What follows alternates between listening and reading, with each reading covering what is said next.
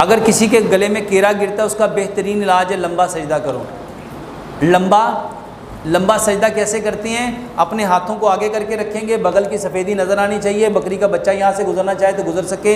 7 हड्डियों पे सजदा करेंगे, 2 पाँव हैं, 2 घुटने हैं, 2 हाथ हैं।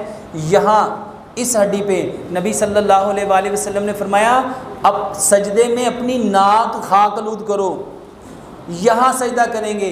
जब अब इसको दबाएंगे और फिर हदीस है ज़मीन की सख्ती महसूस करो, और फिर हदीस है सजदे में अपनी आंखें बंद मत करो, और हदीस है कुत्ते की तरह अपने बाजू मत बिछाओ, और हदीस है अपने पाँव की जो एड़ियाँ उसको आपस में मिला के रखो, पाँव की जो उंगलियाँ उसको ज़मीन के साथ दबा के रखो। इस तरह सजदा करोगे इंशाल्लाह ये केरा आना बंद हो जाएगा।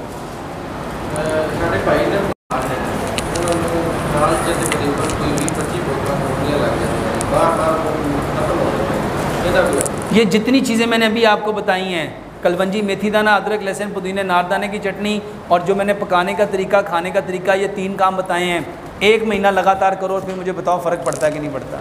सुब्हानकल्लाहुम्मा व बिहम्दिका अशहदु ला इलाहा इल्ला अंता अस्तगफिरुका व अतूबु इलैक।